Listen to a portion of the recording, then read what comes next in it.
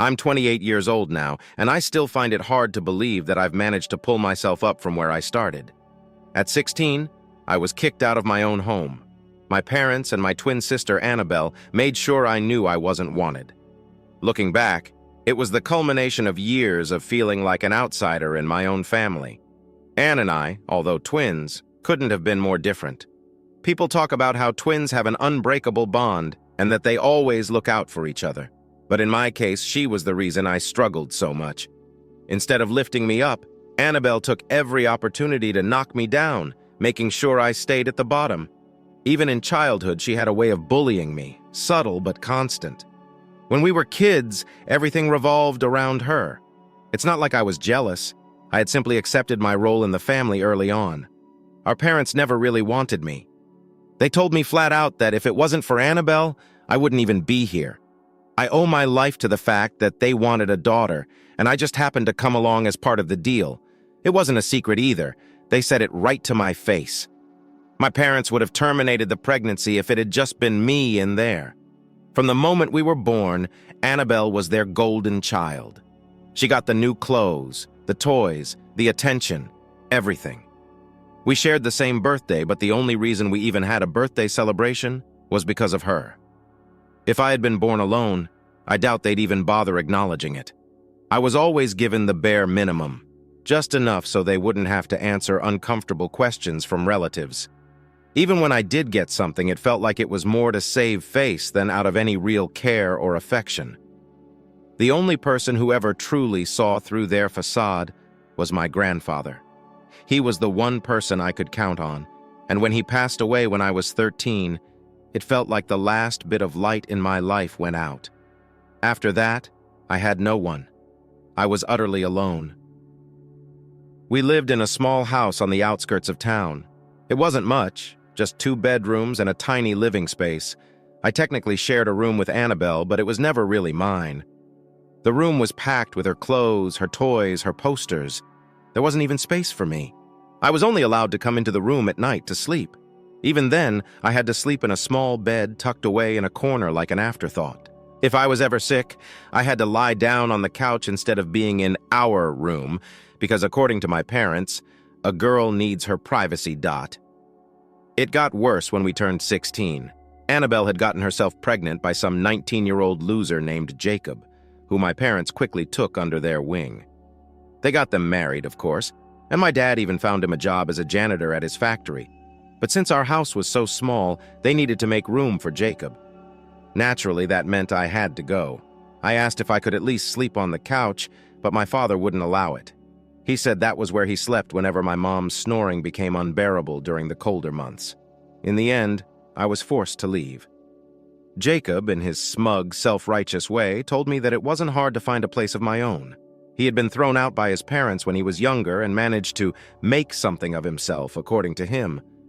But to me, all I saw was a guy who had knocked up my sister and wormed his way into my parents' good graces. His words were hollow, and I knew it. I tried reaching out to a few friends for help, asking if I could crash on their couches. But it didn't take long for their parents to realize that if my own family didn't want me, they sure as hell weren't going to let me into their homes. The best I could manage was staying in a garage with a classmate for a few months. But even that came to an abrupt end when his parents found out I was living there. After that, I ended up sleeping on park benches until the police found me one night and dragged me back home.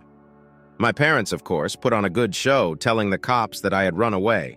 But as soon as they left, my father threw a worn-out tent at me and told me to set it up in the backyard. That's where I would live from now on. He made it clear that it was a reward for keeping quiet and not exposing their lies to the authorities.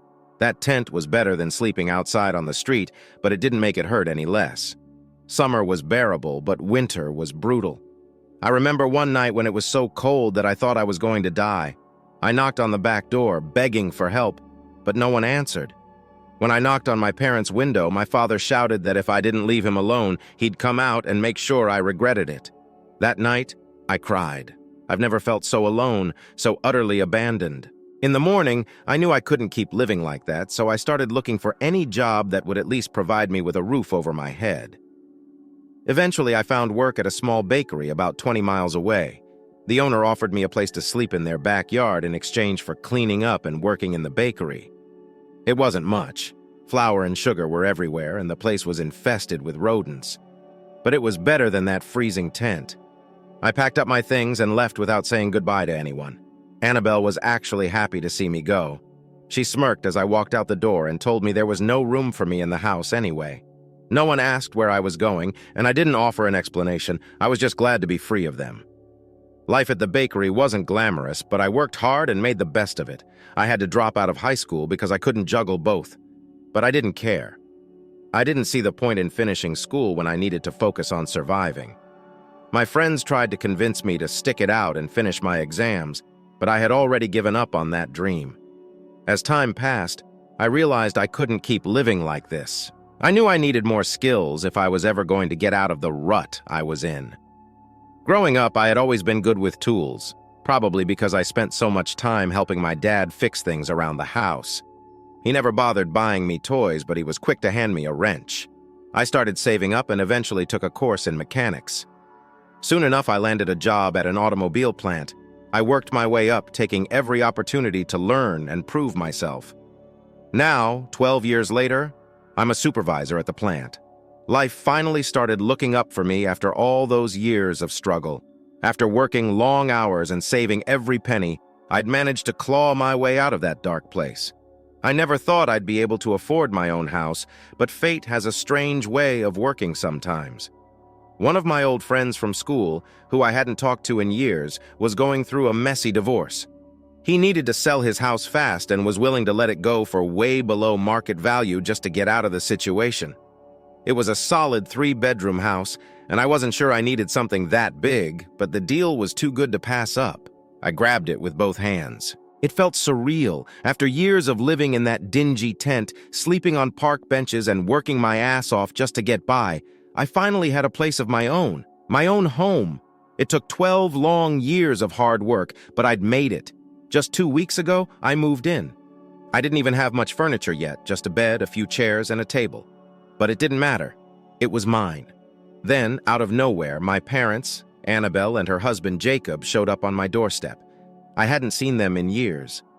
I had cut all contact with them after I left, and they never once reached out to me. It was strange, them just showing up like that.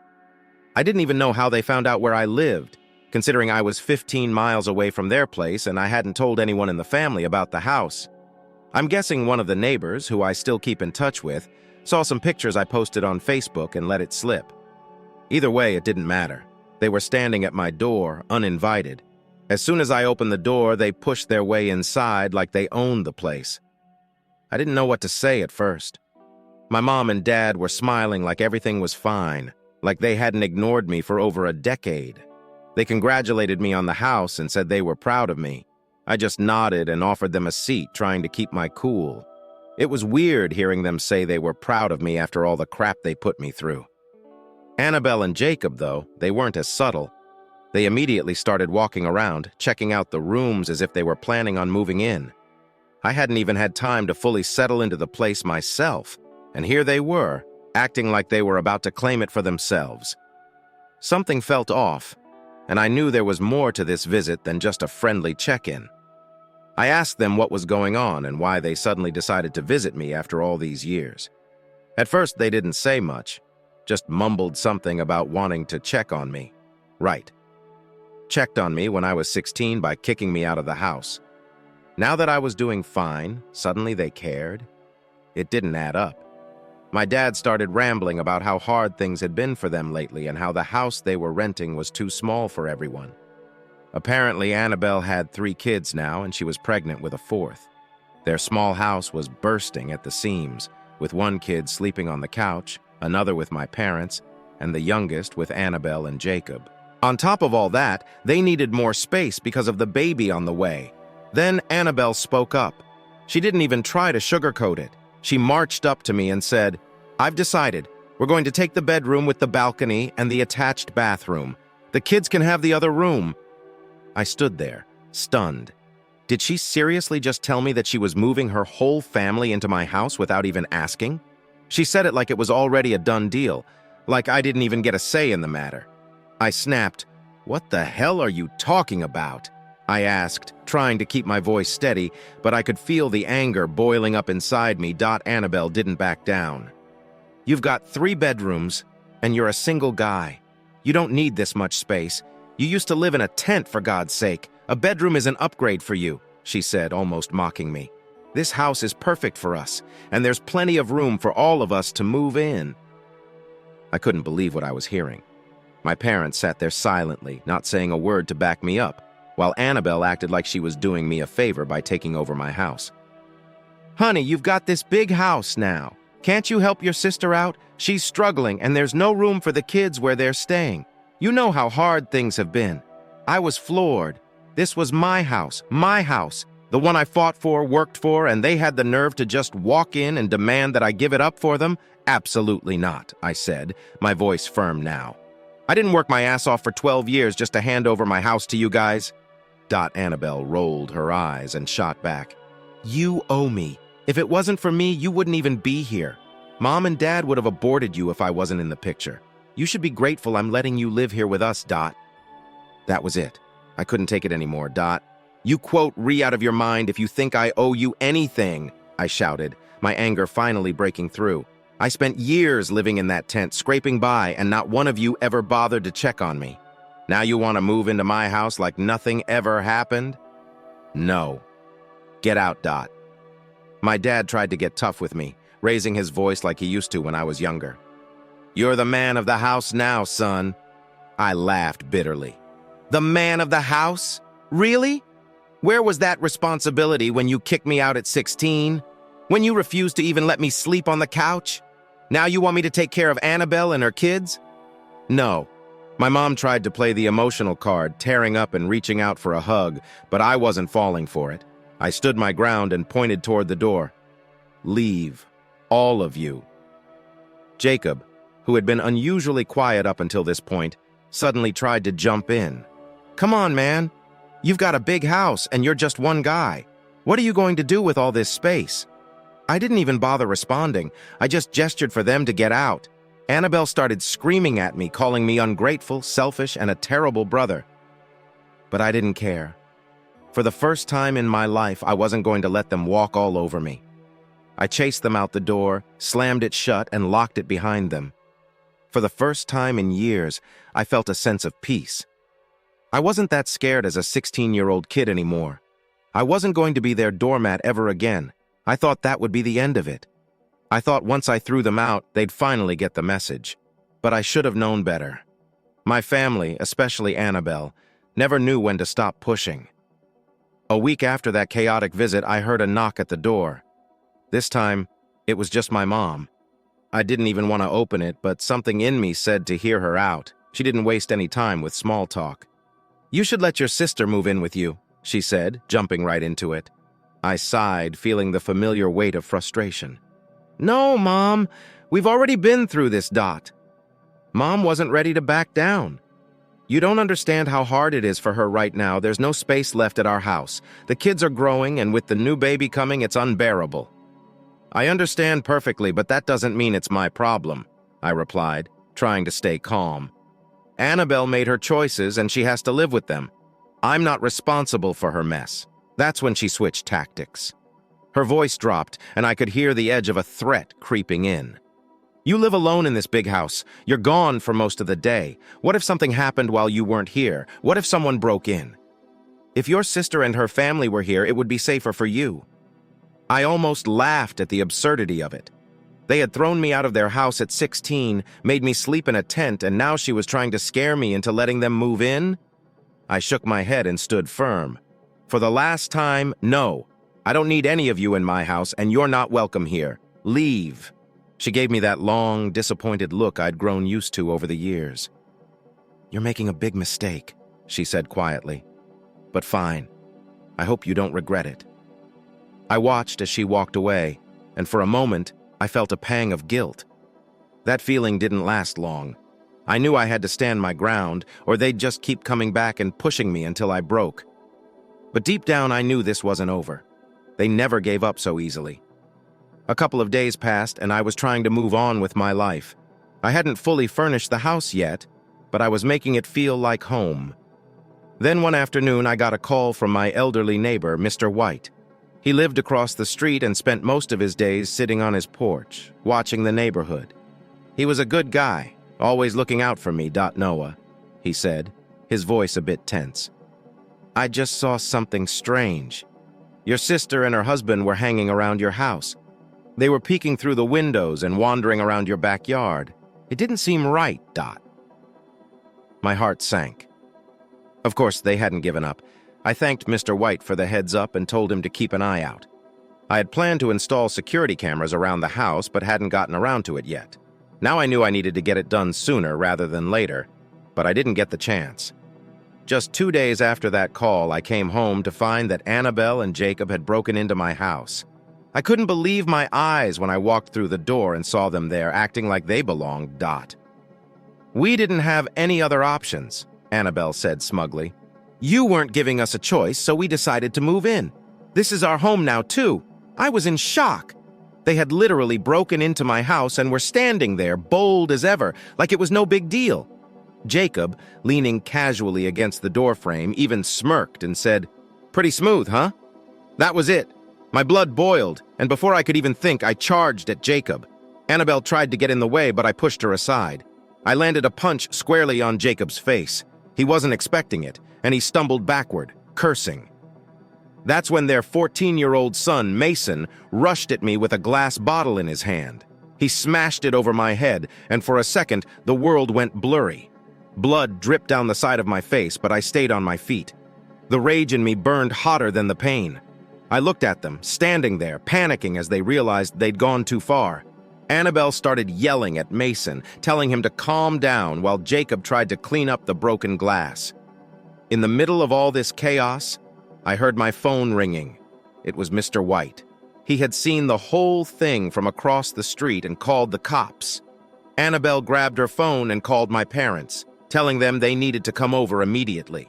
She was trying to twist the story, saying I was the one attacking them and that I'd lost my mind. But I knew the truth was about to come out. When the cops arrived, they saw the mess. Blood, broken glass, my busted-up face, and listened to all of us as we gave our versions of what had happened. Annabelle, of course, lied through her teeth. She claimed they had just come to visit and that her son had played a prank that went wrong. She even tried to make me look like the bad guy, saying I was holding a grudge against her and that's why I was framing them. But thank God for Mr. White. He gave his statement to the cops, backing me up and confirming that they had broken into the house. Annabelle and Jacob were arrested on the spot.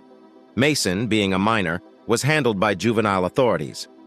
They all spent the night in jail, and I went to the hospital to get my head stitched up.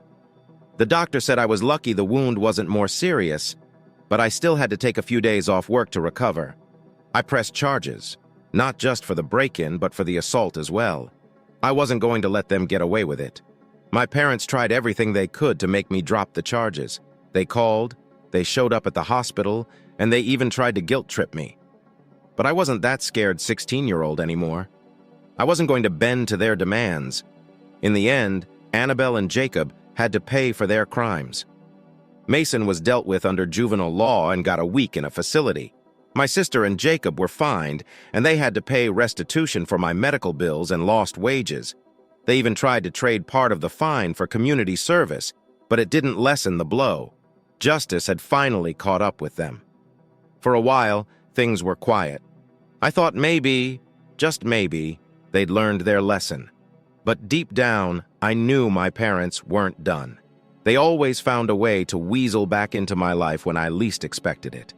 After the whole ordeal with the cops and the court, I finally had a week of peace. It was quiet, almost too quiet. I kept waiting for the other shoe to drop and for my family to come up with some new scheme, but nothing happened right away. I started thinking maybe they'd finally gotten the message. Maybe they were done trying to manipulate me. But of course, I should have known better. A week later, they showed up at my door again. This time, it was both of my parents. I almost didn't answer, but I knew they wouldn't leave until I faced them. So I opened the door, already bracing myself for whatever nonsense they were going to throw at me this time. My father looked worn down, more tired than I'd ever seen him. He stood there almost awkwardly while my mom started talking. "Noah, please, just hear us out this time. We need to talk," she said, her voice shaky. I didn't say anything. I just stepped aside and let them in. I could already feel my patience thinning, but I wanted to hear what ridiculous reason they had for showing up this time. They sat down and my mom jumped straight into it. "We need your help. It's not about your sister this time, I promise. It's about us. We're struggling. The house is falling apart. Your dad's not able to work as much anymore, and we can't afford repairs. We've tried everything, Noah. We need a place to stay." I stood there, arms crossed, trying to stay calm. "So what? You expect me to just let you move in here after everything you've done?" Mom's eyes filled with tears, and Dad finally spoke up. "We're not asking for a handout. We're asking as your parents. We're old, Noah. We can't keep living like this. The house is falling apart and we just need a place to stay." I didn't even have to think about my answer. "No, Dot." They looked at me like I'd slapped them. My mom wiped away her tears and tried a different tactic. "It wouldn't just be for us. Your sister is still struggling. The kids need more space, and we were thinking—" I cut her off right there. "No, stop right there. You're not going to dump Annabelle and her family on me." My father, who had been quiet up until this point, finally spoke. "We're not asking you to take her in. We'll give her the house we're renting now. We'll come live with you, and she'll pay rent to you for her place. It'll help you with the mortgage." I stared at him in disbelief. "You want to give my sister your house and move in here with me? And I'm supposed to be okay with that?" My mom tried to jump in. "She'll pay you rent, Noah. You could use the extra money." I laughed, a bitter sound that filled the room. "I don't need her rent. I don't need anything from her, and I sure as hell don't need you two moving in with me. You threw me out when I was 16, and now, because you're struggling, I'm supposed to feel bad and just take you in? That's not how this works, Dot." My dad's face hardened. "We're your parents, Noah. It's your responsibility to look after us now." I felt the anger boiling up inside me again. "Responsibility?" I said, my voice rising. "Where was your responsibility when you let me sleep in a tent for years? When I was freezing in the winter and begging for help, where was your responsibility then?" They were silent, and I could see the guilt on their faces, but I didn't let it soften me. "You threw me out, left me to fend for myself, and now that I've made it, now that I have something of my own, you think you can just waltz back in here and take advantage of me? No, that's not happening, Dot." My mom started sobbing, reaching out for me, but I stepped back. "You have no idea what I went through, do you? You never even asked. You never cared. All you ever cared about was Annabelle, and now you want to dump your problems on me because you're out of options. Well, I'm not 16 anymore. I'm not scared of you, and I'm not responsible for fixing your mess." Dot. They sat there, looking at me, helpless. I knew they were hoping I'd change my mind, but I was done. I wasn't that kid they could bully into submission anymore. I had my own life now, and I wasn't going to let them take that away from me. I quote, "am done," I said, my voice firm. "You're not moving in here. Annabelle isn't moving in here. None of you are welcome in my life anymore, Dot." My father's face hardened again, but this time with frustration. "You'll regret this, Noah," he said coldly. "Family is all you have at the end of the day." I shook my head. "You're not my family, not anymore. You made that clear when you kicked me out." I walked to the door and held it open, waiting for them to leave. My mom sobbed quietly, and my dad stood up, his face a mask of anger and disappointment. They walked out without saying another word, and I shut the door behind them. For the first time in my life, I felt free. Truly free. I had stood up for myself, for the life I had built from nothing, and I wasn't going to let anyone take that away from me, especially not them. They had their chance to be part of my life, and they had blown it years ago. As I stood there in the quiet of my own house, I realized that I had finally closed the chapter on that part of my life. It wasn't easy, and the scars from my past would never fully heal, but I had moved on. This was my life now, and I was in control of it. Whatever came next, I was ready. Without them, Story 2, my relative received my college fund from my parents. We found out years later that it was all a hoax. My family was always moving when I was growing up. With my dad's work, it was just a fact of life. We seldom stayed in one area for very long. which required us to move schools and neighborhoods frequently and repeatedly make new acquaintances. It eventually got to be too much for my sister and myself.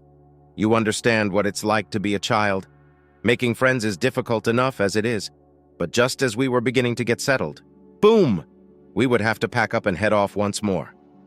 I recall that by the time I was 12, I had already lost count of the number of schools I had attended. I made an effort to get thrilled about the new location whenever we moved, but I always had a sneaking suspicion that it wouldn't last. That was the way it was. A year older than I was, my sister appeared to take it better than I did. Anywhere was a good place for her to meet friends. Not an issue. In the meanwhile, it seemed like I was always having trouble locating myself.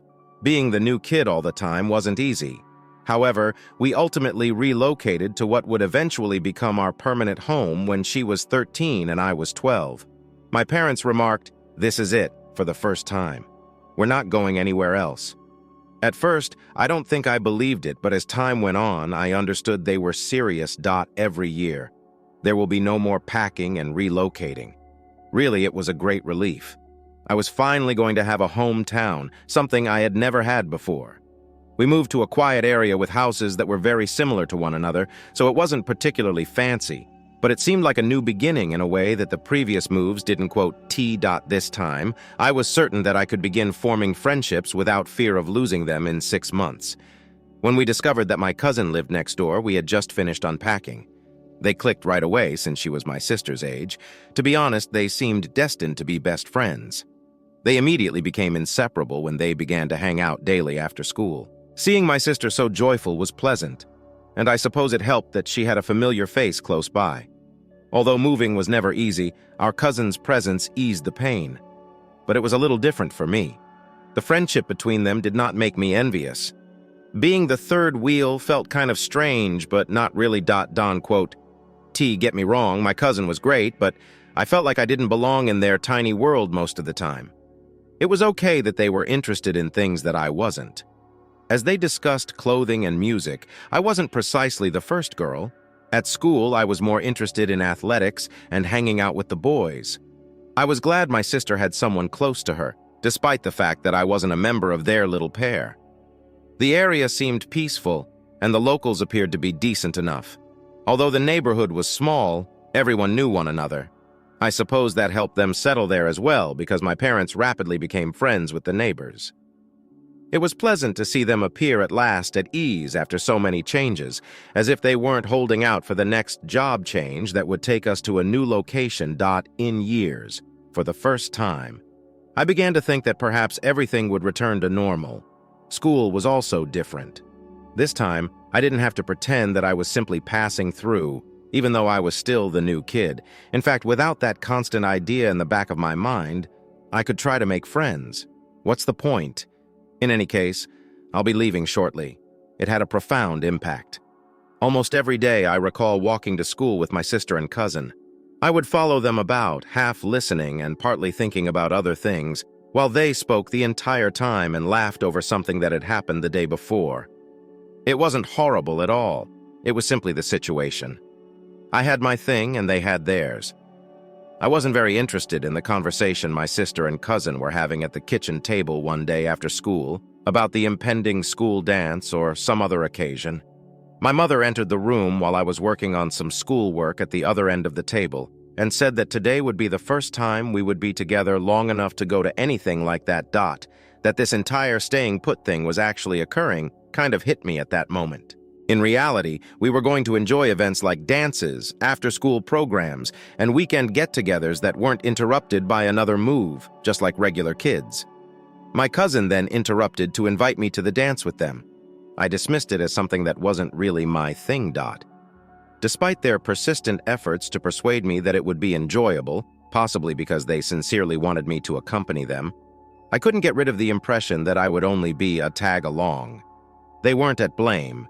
It's simply the way it felt. In all honesty, even inside my own family, I was always a little out of place. Although my sister and I had a great relationship, once we were married, I felt as though she and my cousin shared a link that I didn't quite share. I suppose I didn't mind most of the time, but occasions like that, when I was asked to join in, just served to highlight the fact that I wasn't truly part of their group. I would rather play sports or hang out with my male buddies than dress up for a school dance. However, in retrospect, I believe that's when our family dynamic truly began to change.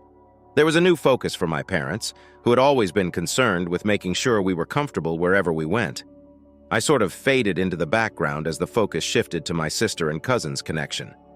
At first, it wasn't a huge concern, but as time went on, I began to feel as though I was falling behind in a number of areas. Even though I was unaware of it at the time, everything that followed, the upending of our lives once more, was already in action. In a way I never anticipated, the sense of security I had begun to feel was going to be torn away. Therefore, everything appeared to be going well for a while after we were situated, and life began to feel a little normal. My sister and cousin were really close. For the first time in what seems like an eternity, my parents were at ease, and even I was beginning to think that this whole staying put thing could actually work out. You know how life can simply toss things at you when you're not prepared for them? That is precisely what occurred to us. My sister's illness began shortly after we had finally made our home. Initially, it was only minor issues. She was experiencing sporadic fevers and was more exhausted than normal. That was nonsensical. Such things. Perhaps she was just getting used to a new school, my parents reasoned. Or perhaps someone there gave her something. However, it soon became apparent that there was a severe problem. The physicians were unable to determine the cause of her increasing absences from school. The diagnosis followed: kidney cancer. Typing those sentences still feels surreal. I still recall the day my parents sat me down and explained everything to me.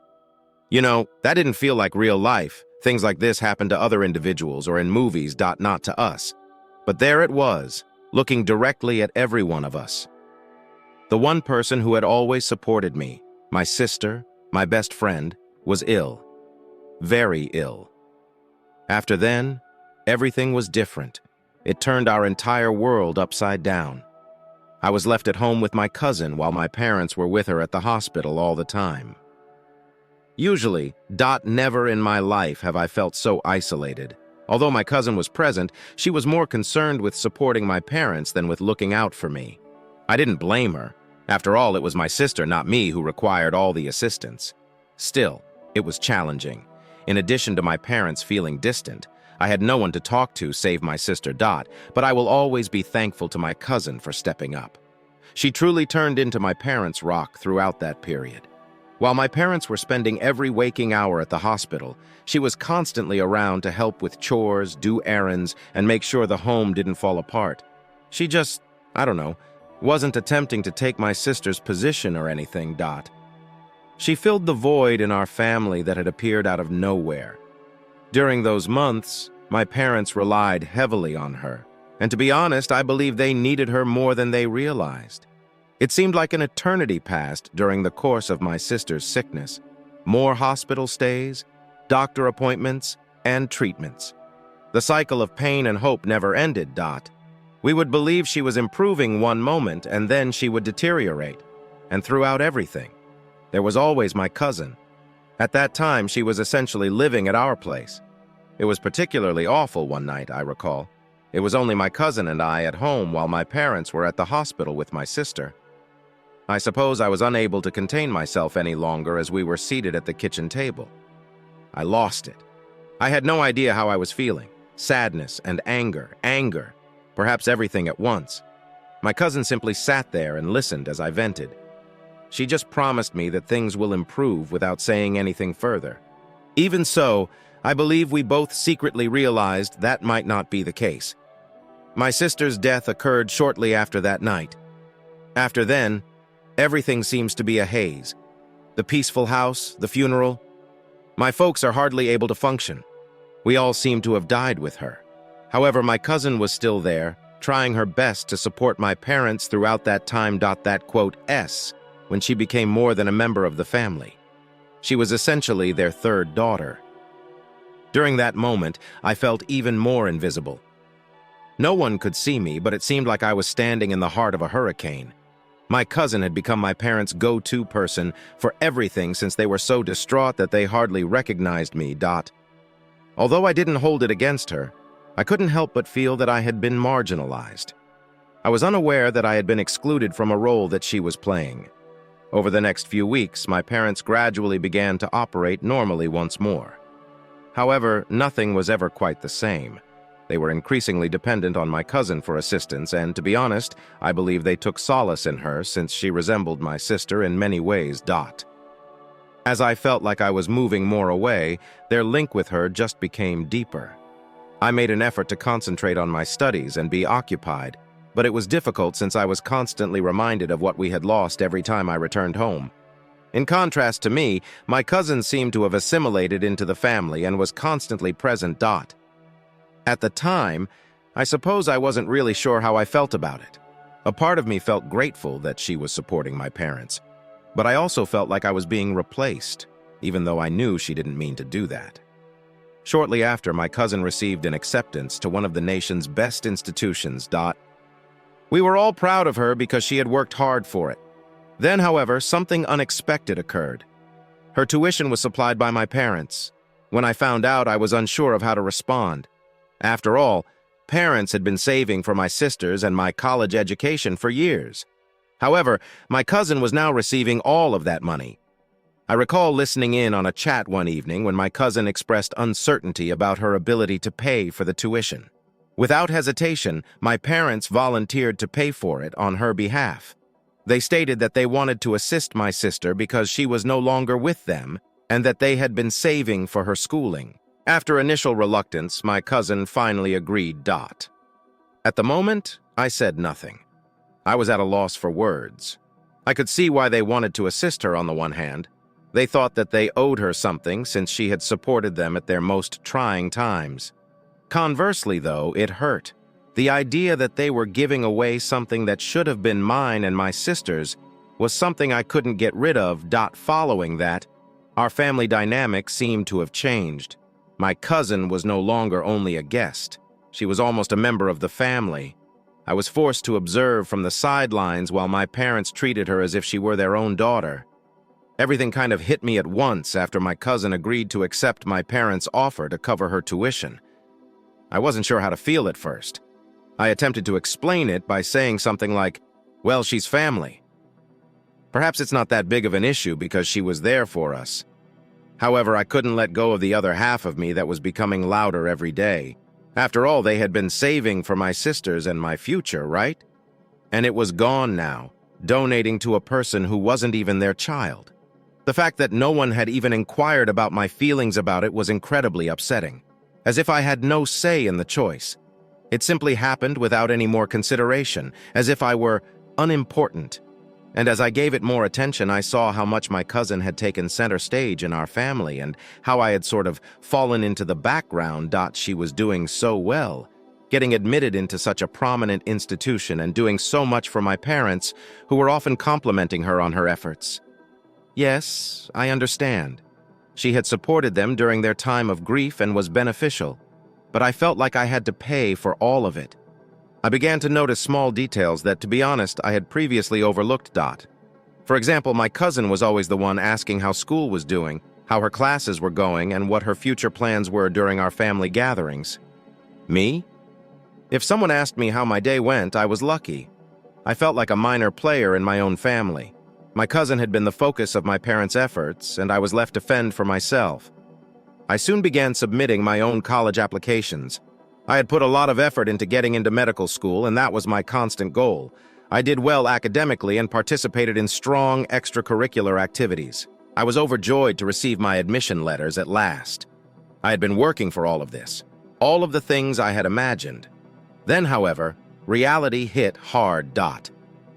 When I sat down with my parents, I thought we would discuss my alternatives, determine which one would work best for me, and decide what to do next. Rather, I got a gaze from them that I had never seen before, one of outright guilt. At that point, they informed me that they had already paid my cousin's tuition with all of the funds they had saved for my education. Nothing remained. I was at a loss for words. As I tried to take in what they had just said, I just sat there looking at them. The phrase, "we'll figure something out," or "we'll help you in some other way," was what I kept waiting for. However, that time never arrived. Rather, they expressed their pride in my admission to medical school, but they were unable to provide me with any financial support. I kept thinking about how this shouldn't have happened. This seemed like it was being taken away from me after all the hard work I had put in. For what purpose? Since they viewed my cousin as the daughter they had lost, they felt a sense of duty to her. I didn't get it, and it was really painful. I felt even more alone after that chat. The money wasn't the only factor. It was about everything that had happened before that. My cousin had turned into their go-to person for everything. How I had been marginalized, and now how my own future was being jeopardized as a result. They seemed to no longer care about me, as if they had substituted her for me. I attempted to discuss it with my cousin in the hopes that she would comprehend, but that conversation also didn't go as planned. I didn't mean to put her through any guilt. All I needed was a conversation partner. However, she appeared almost shocked that I was unhappy when I brought it up. Something like, "Well, your parents offered," she said, They weren't forced by me. Indeed, she was correct. However, that didn't lessen the pain. She obviously didn't feel guilty about it, and I felt much worse after that. She wasn't exactly empathetic, but it wasn't her fault either. I continued to harbor a rising hatred toward my parents as the weeks passed. It was difficult to look past the fact that they had essentially given my future to someone else, even though I tried to be empathetic and knew they had gone through a lot with the death of my sister. I made an effort to keep my relationship with them unaffected, but occasionally I was unable to resist. Every time they expressed their pride in my cousin, it seemed to serve as a reminder that I was no longer their first concern. When my cousin began talking about her time at university, how she loved her studies, made new friends, and participated in all these activities, the situation became even more awkward. Every time she said how well she was doing, my parents would beam with joy. In the meanwhile, I was left to figure out how I was going to pay for my education and realize my aspirations without the assistance of those who were meant to support me. I eventually had no option but to start working and taking out loans in order to pay for my education. I had no choice but to do it, even if it wasn't what I wanted or what I had planned. The reality that I was going through all of this because my parents made a choice without even taking my future into account. It hurt. And I couldn't simply go on from it. On certain days, I wanted to yell, to go up to my parents and ask them why they didn't consider me when they made that choice. However, I didn't. I simply accepted it and concentrated on going forward. I reasoned that perhaps it wouldn't hurt as much in the future if I could get through this. The most detrimental aspect? My parents pretended that nothing was wrong, as if nothing had altered. I suppose they sincerely thought I would accept it, that I would simply go on and accept the situation as it was. But I couldn't now, in any case, not entirely. Yes, I put on a strong front and carried out my duty. I couldn't get rid of the sensation that I had been abandoned, though that my cousin was more important than me. And to be honest, that sensation persisted. My life became about surviving after my parents' disastrous decision to take away my education funds. It was difficult to get rid of the residual bitterness. Even though I still loved them, I had to pick myself up and find my own way when they made their decision. So I took the necessary action. I put in a lot of work. I began to work wherever I could get work, balancing nighttime child teaching with shifts at a nearby grocery store. Even though it was tiring and not glamorous, I had to do it if I wanted to finish school. Without incurring excessive debt, I was already burdened by the loans that I had taken out, and it was dreadful to consider repaying them after graduation. However, I kept convincing myself that there was no other option. There was nothing more I could do. Meanwhile, at her esteemed institution, my cousin was having the time of her life. She would talk about all the interesting things she was doing, her classes, the new friends she made, and the groups she was part in whenever she returned home for the weekend or holidays. My folks would sit there listening intently to everything she said. Their pride filled up their cheeks. I can't even begin to explain how difficult it was to sit there and hear it all, knowing that while she was prospering because of the money that should have been mine, I was barely making ends meet. Sometimes it was impossible to keep it from getting to me, even though I tried not to dot. When she returned home one weekend, my parents celebrated some of her educational accomplishments with a lavish meal. They talked about how intelligent she was, how hard she worked, and how proud they were of her the whole evening. I sat there in silence, wallowing in my own annoyance. They never inquired about how I was doing in my own classes, or how I was managing to balance all the work I was doing to pay for them. I felt as though I didn't exist at all. I suppose a part of me hoped that things would ultimately level out. Perhaps they would realize that I was something to be proud of when I graduated and achieved success. That's the problem with resentment, though. You can't just wish for it to go gone. It adheres and festers just beneath the surface dot, and it persisted despite my best efforts to suppress it. I once returned home from an exceptionally long workday to discover my parents and my cousin seated in the living room. I could hear my cousin discussing how she had recently secured an internship at a prestigious legal firm as they were all laughing about something. They have something else to rejoice over. I'm not sure what got to me, but I was unable to control myself at that time. I simply blurted it out as soon as I entered the room. Are you folks even interested in my well-being? There was silence in the room. My cousin gave me the look of someone who had just been smacked across the face. What about my parents? They simply appeared perplexed. When my mother inquired what I meant, everything spilled out. I explained to them how difficult it had been for me to balance employment and education, how I felt totally disregarded as they gave my cousin all of their attention. I was devastated that they had sacrificed my future without even seeking my opinion. In an attempt to reassure me, my dad said that they never intended to make me feel excluded and that they believed I was capable of handling it. However, it wasn't the purpose. And I said it to them. It had nothing to do with strength. It was to make me feel important to them, as if my future also mattered. But I was left on my own since they had focused all of their attention on my cousin. To her credit, my cousin made an effort to apologize, but I wasn't in the mood to listen. I didn't require her sympathy. I needed my parents to see how deeply they had wounded me. Instead, though, my mother would not stop apologizing, stating that they were proud of me as well, and that they never meant for things to go this way. However, I couldn't help but believe that it was too little, too late, and that it was a phony apology. Things at home were tight after that night. My parents made an attempt to ask me additional questions about my career and education, but it all felt forced. It was much more difficult for me to get over my anger since I could sense they didn't truly get it. Every time I felt like I was ready to forgive them, something would occur to remind me of what they had done. I recall finding a letter from the financial assistance office in my mailbox one day after returning home from class, fatigued. When I opened it, I discovered that my loan installments would be significantly greater than I had anticipated. I felt sick to my stomach. Seeing that amount on paper made things feel even more daunting, even though I already knew I was in deep.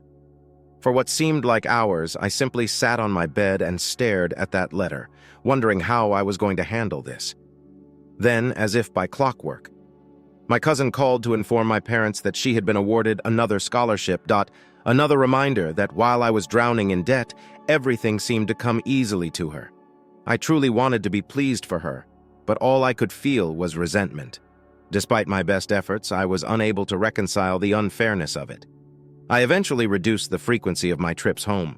I didn't have to deal with the continual comparisons or the reminder of what I had lost, so it was simpler to just stay at school. To ensure that I didn't fall behind, I immersed myself into my studies and worked harder than ever. I couldn't afford to be unsuccessful, not when everything is on the line. However, despite my academic success, the burden of everything still weighed heavily on me. The labor, the debts, and the sense of being ignored by my own family.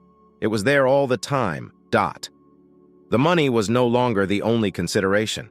It has to do with feeling unimportant, as like I had been shoved aside to make room for someone else.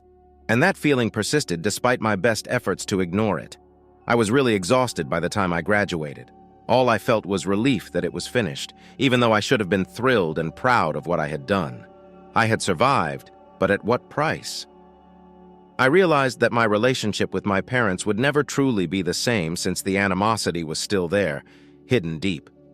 After I graduated, years went by, and I tried my best to go on in spite of everything. Even if the path to get there had been more difficult than it needed to be, I had established a respectable life for myself. After putting in a lot of effort and paying off some of my debt, I began to feel as like I could move on from the past.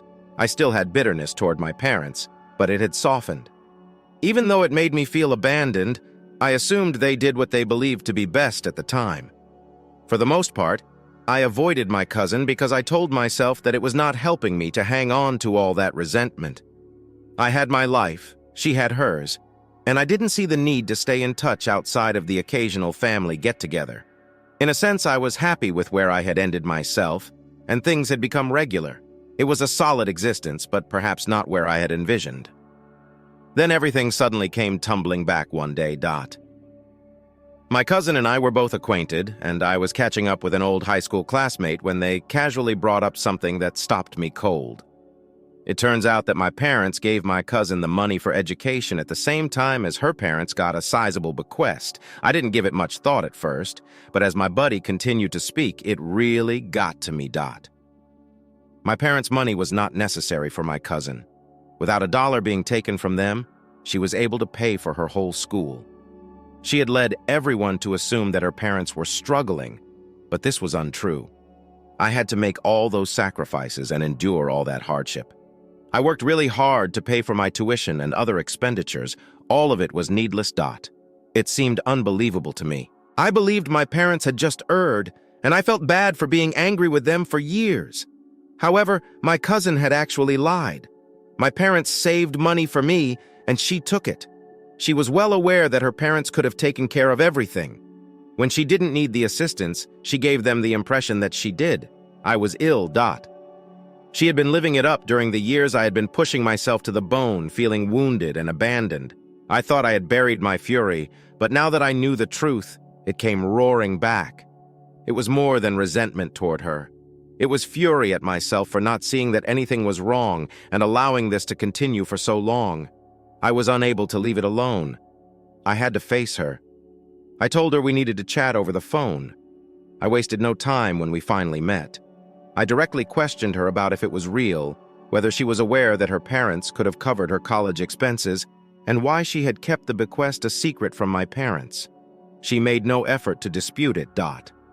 She acknowledged that her parents had received the bequest and intended to use it to cover her educational expenses.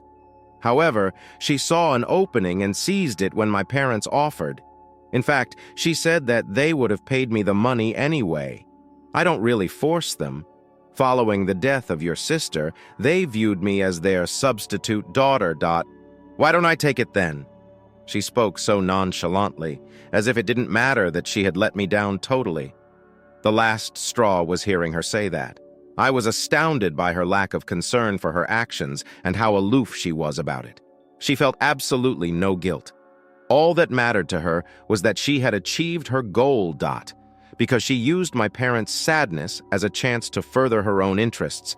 I had sacrificed and worked for years to get an education that I should have received assistance with. I instantly stopped talking to her. I didn't even allow her to continue to defend it. I had finished. To be honest, I didn't care what happened to her after that and didn't want anything to do with her. However, I now have to decide what to do with my parents.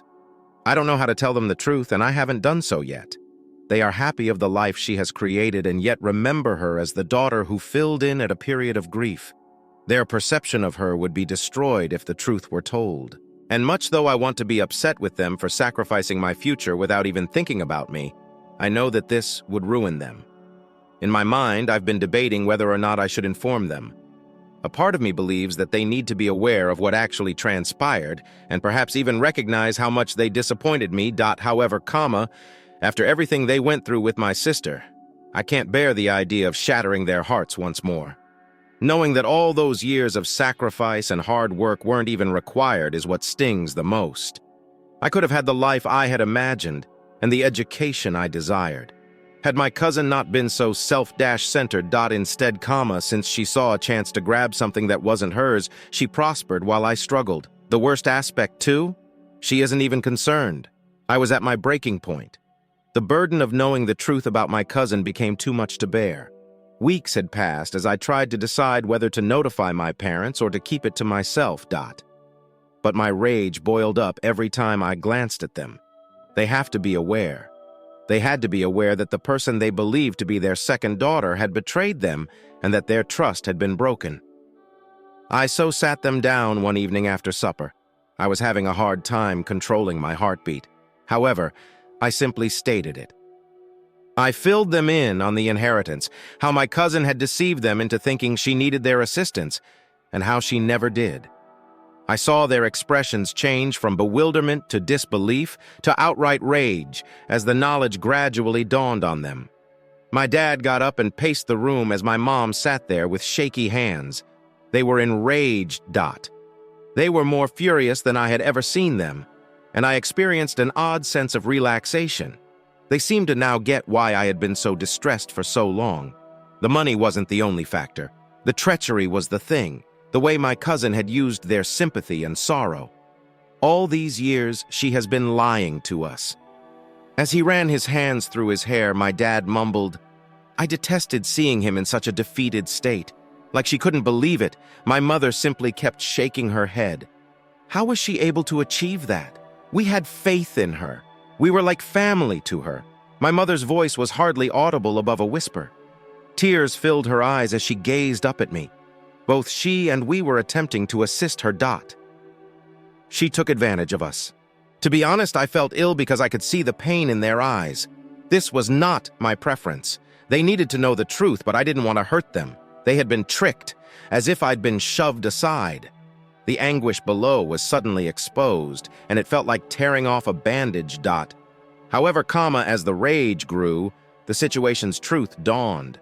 We were unable to help. My cousin had already completed her education, begun her work, and moved on with her life when the money vanished. We ultimately had no control over anything, no matter how much my parents screamed and yelled. The money cannot be refunded to us. At last, my father spoke in a frustrated, tight voice. We are powerless to do anything. The done is the done. My chest ached from the hopelessness with which he gazed at me. We all had to deal with the fallout when they were duped. I was enraged. I intended to take action to hold my cousin accountable for her actions. However, there wasn't much we could do. No need to file a lawsuit. There was no turning back the clock. Cutting her off was the only way to ensure she was no longer a part of our life. For something that had done so much harm, it seemed like such a flimsy fix. What option did we have, though? We cannot allow her to return to our life after this, my mother, who is still in disbelief, stated. She is no longer family. Suddenly, a decision was made. I had formerly thought of my cousin as a sister, but she was no longer with the family. We had no intention of contacting them. We would also disregard her if she attempted to get in touch with us. After that talk, we all realized there was no turning back since she had deceived us in an unforgivable way. For a while, things were tight. I felt bad for being the one to break the news to my parents, who were having a hard time processing what had occurred. However, I also understood that it was the proper thing to do. We couldn't continue to live a lie and act as though nothing was wrong. After manipulating us, my cousin was permanently removed from our life. It was hard to cut her off. I expected to feel relieved, but instead I felt empty. There had always been that bond, that shared past, even if we were no longer close, and it was simply gone now. I didn't really miss her. However, it still ached to lose that link, even if it was severed. It was the same with my parents. They were angry, but they were also mourning the death of a loved one they had trusted. Within the next weeks, we were accustomed to our new normal. We never contacted my cousin, and she never contacted us. She seemed to have disappeared from our lives. My parents made an effort to move on, concentrating on me and the future. For the first time in a long time, too, I thought I was finally receiving the support and attention I had sorely missed. However, despite the fact that things began to feel more normal, the rage persisted. I couldn't stop wondering what would have happened if my cousin hadn't said lies. Perhaps things might have turned out differently if I had received the assistance I required for my studies. Perhaps it wouldn't have been as difficult for me. And perhaps I wouldn't have had such a tense connection with my parents. However, You can only alter the past to a certain extent. We made a decision. The only way we could keep ourselves safe from more harm was to cut her off. At least we got some closure, even though it didn't resolve everything. We were no longer living in the dark, at least. Ultimately, my only option is to proceed. My cousin has left. Life continues, and my parents and I now get along better. However, the scars remain, and they shall be forever. Once lost, trust is difficult to regain. The harm my cousin caused will always be a part of our tale, even if she is no longer involved.